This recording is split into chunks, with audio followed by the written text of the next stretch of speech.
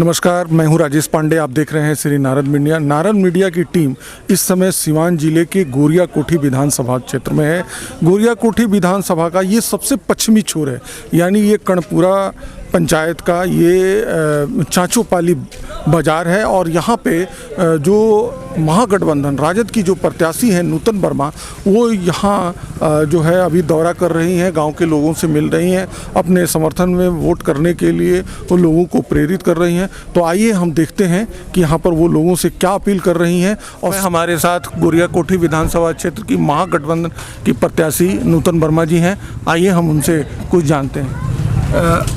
इस क्षेत्र से महागठबंधन राजद ने आपको टिकट दिया है, आपको वोट लोग क्यों दें?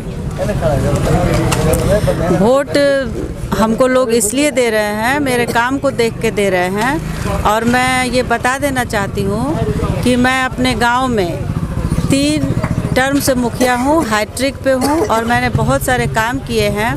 मेरे पूर्वजों ने बहुत काम किए हैं। आप हमारे गांव में मेरे जो भिट्ठी बाज़ार है, आप वहां जाके प्रत्यक्ष देख सकते हैं। वहां आपको मेरे किए हुए कार्य, मेरे ददिया ससुर के काम आपको प्रत्यक्ष रूप से दिखेंगे। वहाँ जितना भी स्कूल खुले हुए हैं, स्कूल है, हॉस्पिटल है, वो सब मेरे परिवार की देन है। और मेरे पति स्वर्गीय मुन्ना वर्मा जो थे, वो पूर्ण रूप से समाज के लिए ही समर्पित थे और इसी समर्पण की भावना के तहत कोरोना में लोगों की सेवा करते हुए वो शहीद हो गए।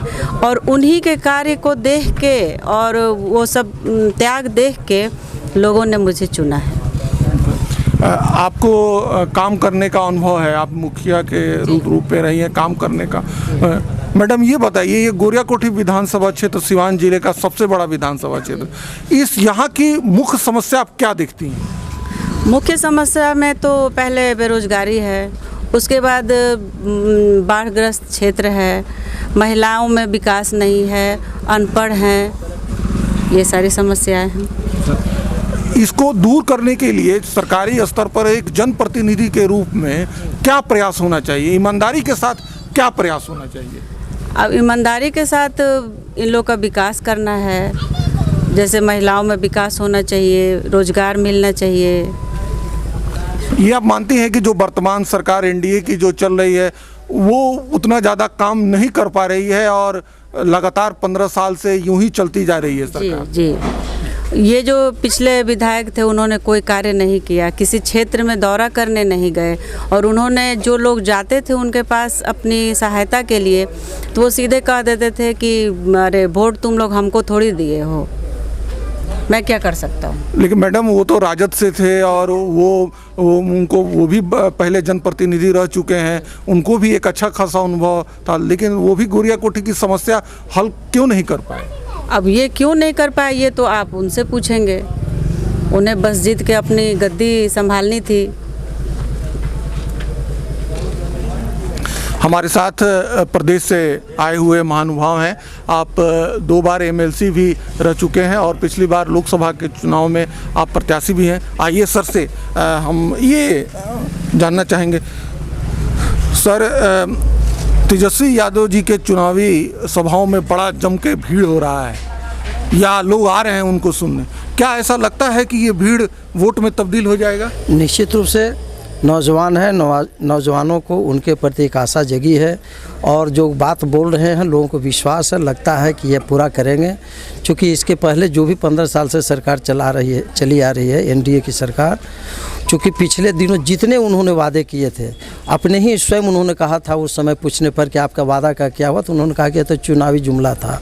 तो जो भी एनडीए के लोग बात करते हैं तो राज्य की जनता सीधे समझ रही कि सब चुनावी जुमला है, कुछ बात होने वाली नहीं है, जिस तरह से पहले चुनावी जुमला था।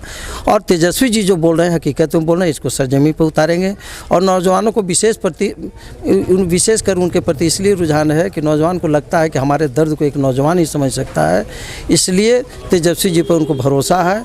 और उन्होंने तो नौजवानों के लिए दुख को देखकर वादा भी किया है कि जब कैबिनेट होगा तो पहली बैठक में हमारा पहला कलम चलेगा 10 लाख बेरोजगारों को रोजगार के सवाल पर। तो लोगों को उम्मीद है, उम्मीद जगी है, इसलिए लोग का रुझान है। आप इस क्षेत्र में आए हैं, आप घूम रहे हैं, आपको क्या लग रहा है यहाँ कैसा विधानसभा में क्या माहौल आप देख रहे हैं? देखिए यहाँ तो लग रहा है कि कोई टक्कर ही नहीं, एक तरफा हवा है यहाँ पर राजद के पक्ष में। और यहाँ तो है ही, और मैं तो बिहार के कई क्षेत्रों में गया हूँ, पूरे बिहार में तूफान है राजद के प्रति, महागठबंधन के प्रति। अच्छा ये बताइए, ये इस समय जो एनडीए है उसमें चिराग एक बहुत बड़ा फैक्टर हो सकते हैं, कैसे? नहीं देखिए, हमें नहीं लगता है कि बहुत बड़ा फैक्टर होंगे, क्योंकि सभी का रुझान तेजस्वी जी के प्रति है। अब चिराग का क्या है, एनडीए के साथ उनका क्या है नहीं है, वो तो वही बताएंगे। लेकिन यहाँ कुछ नहीं दिख रहा है, न दाएं न बाएं। यहाँ का नौजवान और यहाँ बिहार की जनता सीधे अपना भविष्य तेजस्वी में देख रही है यहाँ की जनता। आपको ये पूरा भरोसा है कि हम महागठबंधन की सरकार इस बार बनाएंगे बिहार में? हाँ निश्चित तो कहीं से कोई इसमें शक शुबा नहीं है। सो तो आपको भी लगता होगा, आप भी घूम रहे होंगे, जगह जगह रिपोर्टिंग ले रहे होंगे कि जहाँ तेजस्वी जी का भाषण हो रहा है वहाँ डी एरिया भी समाप्त हो जा रहा है, इतनी भीड़ लग रही है। और जहाँ मुख्यमंत्री जी का और एनडीए के अन्य बड़े बड़े राष्ट्रीय स्तर के नेता भी आ रहे हैं तो उनका एक कोना भी नहीं भर रहा है। तो राज्य की जनता से इसी से पता चल जाता है कि किन के प्रति लोगों का रुझान है, समर्थन है, भीड़ कैसी जुट रही है। ये तो स्वाभाविक है।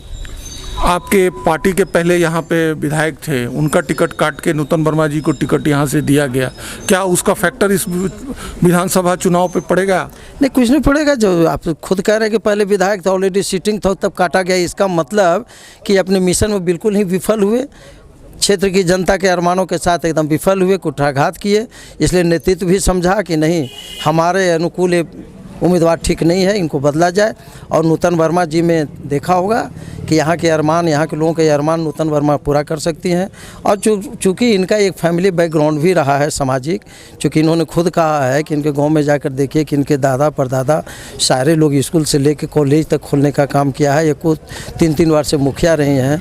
तो जनता के बीच में काम करने का तो इनको अनुभव है, इनको कोई ट्रेनिंग लेने की तो ज़रूरत है नहीं। तो इनका पारिवारिक पृष्ठभूमि रही है, इनका भी अपना कर्म रहा है। तो इसलिए राज्य, यहाँ के भी क्षेत्र की भी जनता को भरोसा है इन पर। और जैसे घूम रहे हैं, जिस तरह से आबो हवा देख रहे हैं, इनके प्रति समर्थन को देख रहे हैं, हमें लगता है कि इनका किसी से कोई टक्कर नहीं, एक तरफा हवा है। जिंदाबाद जिंदाबाद जिंदाबाद, राहुल सोनिया जिंदाबाद जिंदाबाद जिंदाबाद, तेजस्वी जिंदाबाद जिंदाबाद जिंदाबाद, तेजस्वी जिंदाबाद जिंदाबाद जिंदाबाद, नूतन वर्मा जिंदाबाद जिंदाबाद जिंदाबाद, मुन्ना भैया अमर है, अमर है, अमर है, छाप जिंदाबाद जिंदाबाद जिंदाबाद।